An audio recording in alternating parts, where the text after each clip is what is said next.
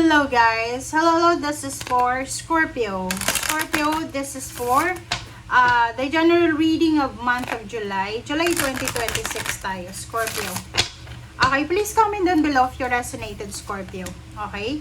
So, doon sa mga Scorpio ko na bagong dating, so bago lang kayo dito sa channel ko, huwag yung kakalimutan na mag-like and share and mag-subscribe guys. And kung naka-subscribe ka na, paki-press ang notification bell button guys, yung button dyan, para everyday na nag-upload ako, mapapanood mo kasi magno-notify yan. Makikita mo na, may bagong upload si Kapalaran 888. Okay? Alright, Scorpio, let's check. Ano ba? Cultivating prosperity. Okay, telepathy. First card mo dito, telepathy. Non-verbal communication. Energetic pulses, mind reading. Okay, ngayong buwan ng July, as a water sign, magagamit mo, Scorpio, yung pagiging intuitive mo. Okay? So, sinasabi ng bara sa'yo dito na maging observant ka. Okay? Maging observant ka. Kasi, yung mga tao sa paligid mo, like for example, yung umingiti sa'yo, yung nakikipagkaibigan sa'yo, nagkakagusto sa'yo, or kung sino man yan, hindi ka sigurado kung ano talaga ang tunay na intention, or kung ano talaga ang tunay na nararamdaman ng mga taong yan sa'yo. So, dito sa barahang to, kailangan marunong ka daw bumasa ng mukha ng naiisip ng mga tao. As a water sign ka naman eh. So, yung iba sa inyo, you have parang capability na basahin kung ano yung nasa sa isip or nasa sa mukha, plano ng mga tao sa paligid nyo. But, kung hindi ka marunong, siguro maging matalino ka ngayong July. Maging matalino ka, lalo sa love life to 30 kasi siya it's ending eh. So, kung may nanliligaw sa'yo or may nililigawan ka, mag-iingat kayo kasi katapusan nyo na yan. Anong ibig sabihin ng katapusan? Diyan ka na talaga. Okay? Hindi ka na makakaalis dyan. Kung wala ka pang balak mag-asawa, yung mga wala pang balak mag-asawa na Scorpio, yung gusto mo na free ka lang, yung paligaw-ligaw lang, dating-dating lang, ayaw mo pang mailagay sa tahimik, dito sa barahan na to, mag-iingat ka kasi yung taong iyan, pwedeng karelasyon mo sa ngayon, naliligaw sa'yo sa ngayon, or nililigawan mo, yung taong yan, ayaw niya ng pabalik-balik, ayaw niya ng paalis-alis. So, gusto niya sa kanya. Masyado yung siloso-silosa. So, mag-iingat ka. Okay? Kung ikaw ay isang klase ng Scorpio na yung gusto mo free ka, ayaw mo magpakasal, yung gusto mo is live-in lang, nako, etong taong yan na darating sa buhay mo or nangyayari ngayon, relationship mo sa ngayon, hindi ka na pakakawalan yan. Okay? By hook or by crook. Okay? Talagang matatali ka na dyan. Okay, cultivating prosperity. Cultivating prosperity, the abundance of the universe is pouring into my life. Nakikita ko sa iyo ngayon, merong mga Scorpio na nagtatanim kayo ng binhi. Okay, so yun, pwedeng binhi, you're trying to get pregnant. Okay, babae ka ba? Pwedeng pabalik-balik ka sa doctor, sa OB-GYN kasi gusto mong mabuntis, literal na gusto mong mabuntis. Pwedeng yung iba sa inyo dyan, sobra-sobra kayong hardworking kasi nag-iipon kayo ng pera. Marami kayong gustong ipunin, okay? Kung makikita mo dito, gusto mong maging mayaman, okay? You're cultivating abundance eh, okay? Nagtatanim ka, nag-iipon ka, nagtatrabaho ka. Alright.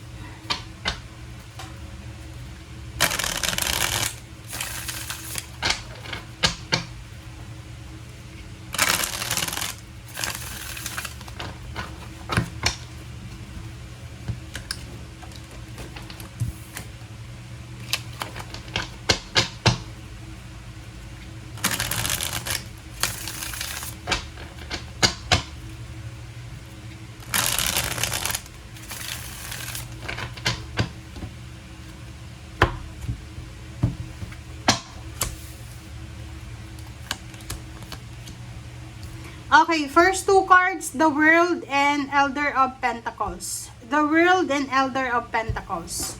Dito sa barahang to, sinasabi sa'yo ang baraha Scorpio na posibleng nagpaplano ka na mangibang bansa kung nasa Pilipinas ka pa lang or kung nasa ibang bansa ka na. Nakikita ko sa'yo dito na hindi ka masyadong komportable sa lugar kung nasaan ka sa ngayon.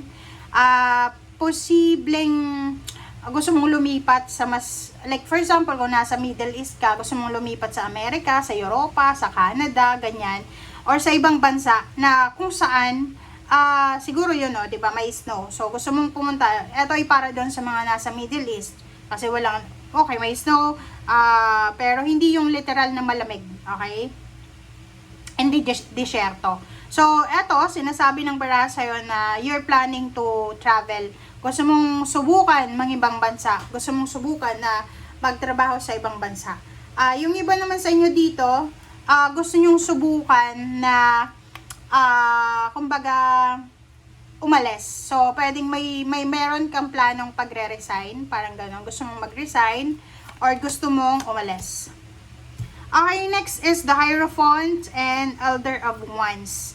Hierophant and Elder of Wands. So, kung makikita mo dito, this is your future. So, sinasabi ng baraha sa'yo dito na in the near future daw, may isang tao or may isang individual na posibleng makakatulong sa'yo. So, siguro sa ngayon, mag-isa ka lang na kumakayod, mag-isa ka lang na naghahanap buhay.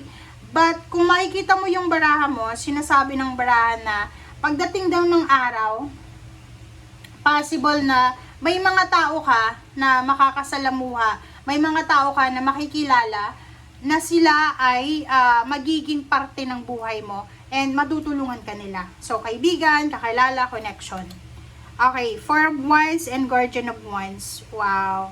Sabi ng baraha sa'yo dito, kung gusto mong makamit yung Four of Wands, yung Four of Wands kasi is stability, happiness, ng foundation mo ng family. So, kung gusto mo daw na maging masaya ang pamilya mo, kung gusto mong maging kompleto yung pamilya mo, perfect family, okay, complete family, kailangan daw, bawasan mo yung sobrang pagiging aggressive mo. 'Di ba? Parang ang sinasabi kasi ng baraha dito, may mga Scorpio na weakness nyo yung pagkakaroon ng kompletong pamilya. Pero, minsan, nagbabago yung mindset mo, ganyan, pabago-bago yung isip mo. Kaya, eto yung focus mo diba? Eto yung minamanifest mo. Nagmamanifest ka na ikasal, nagmamanifest ka na magkaroon ng sarili mong bahay, sarili mong pamilya, yung ikasal ka talaga. Kailangan, guardian mo yung yung sarili mo din. Okay? Guardian mo yung sarili mo.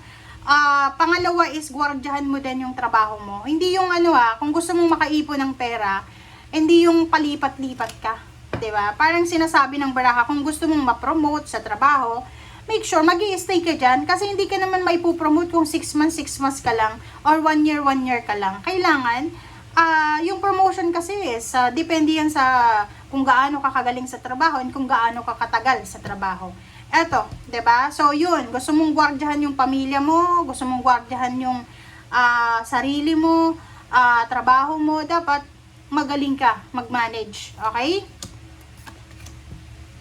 Okay, so nakikita ko sa'yo dito na makakatanggap ka ng balita. Makakatanggap ka ng balita na pwede mong pagkakitaan ng malaki. Una na dito, ito yung pangingibang bansa. 'Di ba? Sa panahon ngayon, ang maraming agencies na nag-o-offer ng trabaho papuntang ibang bansa. So, nakikita ko sa'yo dito na kung nag-a-apply ka ng trabaho, especially kung gusto mong pumunta ng Dubai, tignan mo ito, parang may yung tower ng Burj, 'di ba? So, parang sinasabi ng baraha sa'yo na makakatanggap ka ng balita na, like for example, tanggap ka na. And pakiramdam mo, syempre, 'di ba, pag natanggap ka na sa trabaho or malapit ka na mag-contract signing, pakiramdam mo, wish fulfillment na, 'di ba? There's a contract signing, Scorpio. Okay, ihanda mo yung sarili mo. There's a contract signing, there's a karma coming para sa'yo. Sinasabi ng baraha sa'yo dito, malaking pagbabago to para sa'yo. So, possible na pipirma ka ng kontrata, new contract, or pwedeng pipirma ka ng marriage contract, Or pwedeng promotion to, salary increase, higher position. Okay, Six of Wands, oo, diba? So, general, sinasabi ng baraha sa'yo dito, nasa Six of Swords ka. So, level up ka dito. Sabi ng baraha sa kahit anong klase, mapa-businessman yan, or self-employed ka, or gusto mo magtrabaho sa isang kumpanya. Sabi ng baraha sa'yo dito, isang posibleng actions talaga ha. Isang action ang gagawin mo, isang decision ang gagawin mo, na siyang magiging, kumbaga, kasagutan. Siya yung magiging wish fulfillment mo. Siya yung magdadala sa'yo ng power, ng strength, ng stability, ng good karma, and ng victory and success. Kumbaga, marami kang, siguro sa ngayon, pakaramdam mo, wala ka pang tagumpay na tinatamasa. Pero sinasabi ng barahan na to na isang decision lang ang gagawin mo. Babaliktad ang lahat. Pagdating ng araw, maraming mga tao yung hahanga sa'yo. Okay? Thank you guys. Bye!